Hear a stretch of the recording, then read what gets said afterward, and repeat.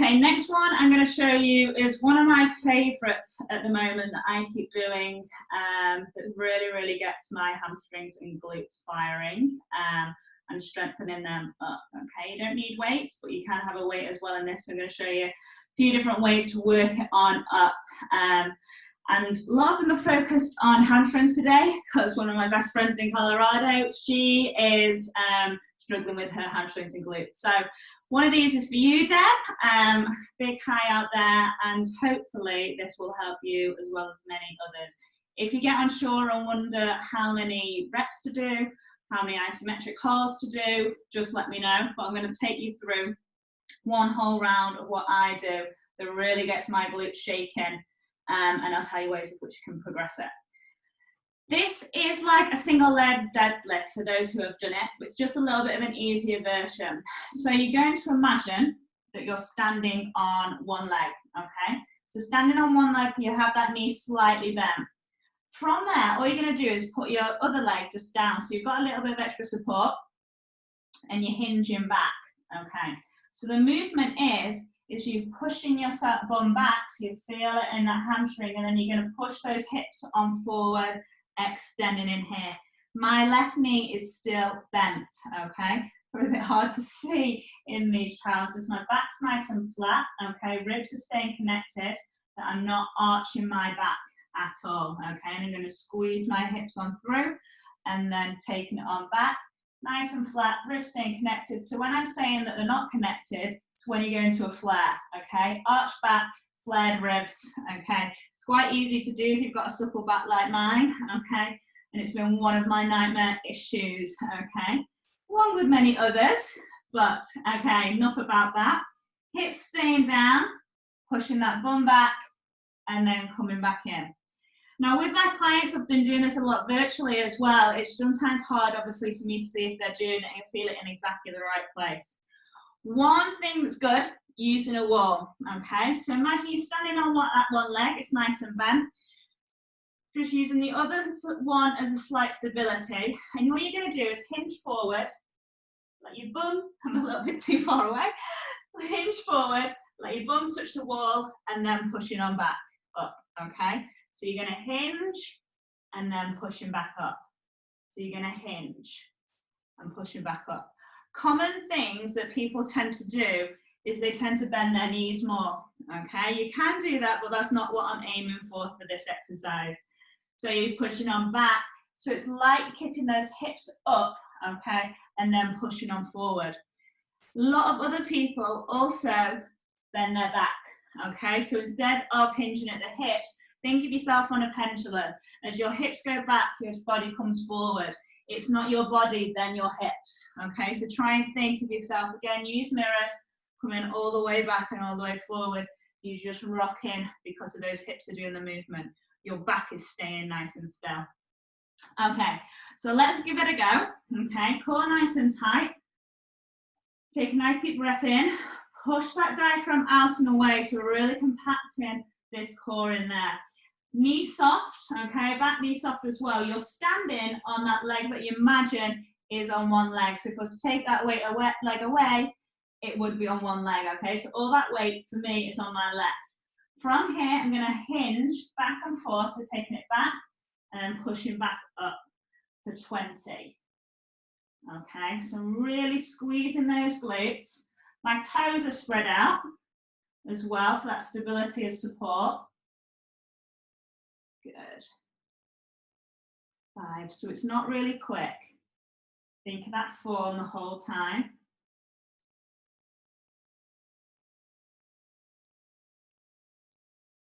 9, 10, halfway, 11. So you should be feeling it down the back of your legs. Again, if you're unsure, please drop me a message and I'll help you get into the right spot. So just keep hinging. Might even take a few to get it firing. I'm going to do another 5 more. If I've miscounted, I apologize. I'm never good at counting. That's what my clients say. I like to count my own way. Okay, now we're going to go back and hold this isometrically. So you're sitting into that leg, holding in there. I'm going to hold us for a nice 20 seconds. Okay, a little bit longer than that. Now I've started the timer. My back's staying nice and flat, ribs are in, and it's just holding in there. So we've got a nice isometric hold working. You can feel a little bit at the top of that hamstring into that glute. Good. Keep going for another 3, 2, 1. Back to coming up and down again. Pushing up.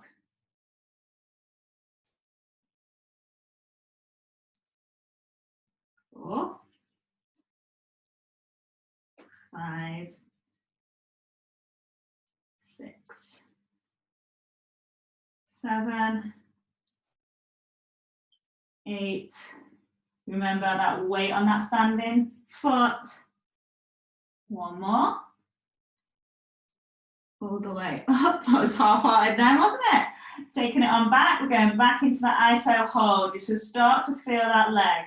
I can feel mine. Nice and shaking in there. Hopefully the camera can't see it too badly.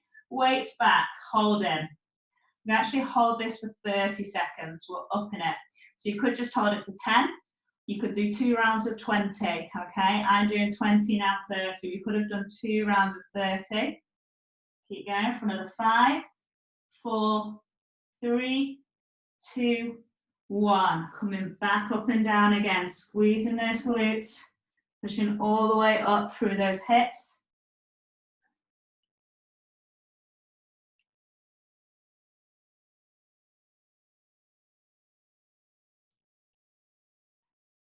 To regress it, you just wouldn't do as many, guys. You could do 10 and hold for 10, and then do another 10, hold for 10.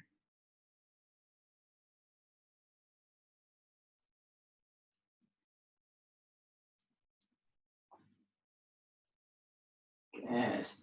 1 more. Taking it back and holding again. We're going to hold for another 30 seconds. Keep those hips square on. Weight on that standing leg. You should not be feeling it in your quad. If you're feeling it in your quad, shift that weight back, okay? Nothing should be feeling in that quad. It'll have a little bit of tension, obviously, but it won't be anywhere near. I'm feeling it in my hamstring and in my glutes, okay? So really feel it on there. Another 5, 4, 3, 2, 1. Coming on up and out. Okay. Now I'm going to do the other leg. Okay. I'm going to rotate this way. Why not?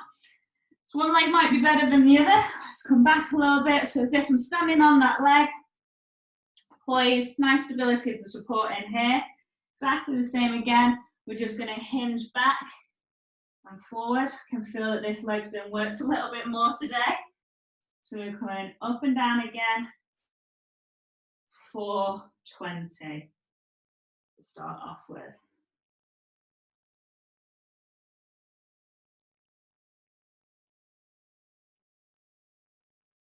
Again, keep that core tight. It's going to help with your balance. Woo, she says wobbling. You'll get used to me. I tend to chat to myself a lot. My class do find it entertaining.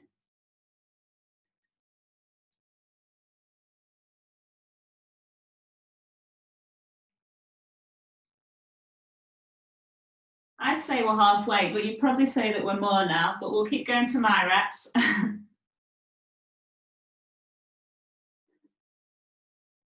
Good. Let's do another 8. 7, 6, 5, 4, 3, 2, take it on back, and we're going to hold for 20. Okay, so remember keeping that weight on that standing leg, even though my other leg's shaking as well. Working in there, core nice and tight. Relax those shoulders, making sure we're not rounding our shoulders as well. Keep holding. 3, 2, 1. Up and down again for 10. Again, if you've got one stronger than the other, you'll be able to feel the difference.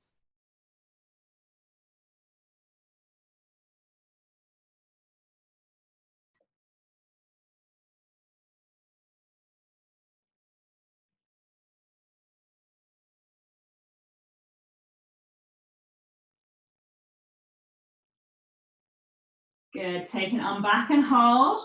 I'm gonna hold for 30 this time.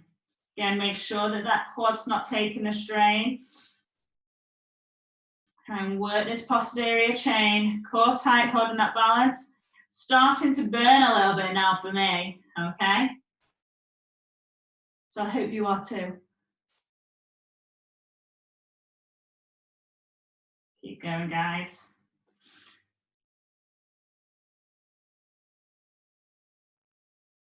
5, 4, 3, 2, 1. Another 10. Let's really go for it now.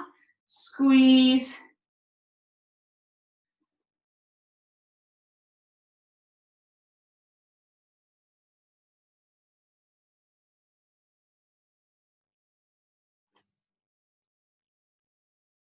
Eight, 2 more. 1 more. Hold in here. We've got another 30 seconds. I am burning now and shaking. Okay, so like just with this, don't need any weights, and I'm really getting a great workout on my posterior chain, okay? Keep holding, not burning in there, stimulating that nervous system to wake up those muscles. Keep going, guys. For another 5, 4, 3, 2, 1. Coming all the way up and out of there. Oh, shake off that leg. If you do want to make it a little bit more challenging, I'll just grab my kettlebell. You can use kettlebell, weight, dumbbell, weight, dumbbell. Okay, exactly the same. But all you'll be doing, I'm going to show you this way because that leg needs a rest. Okay, holding in tight, but we need to make sure that our upper back doesn't go into a curve, arch, okay?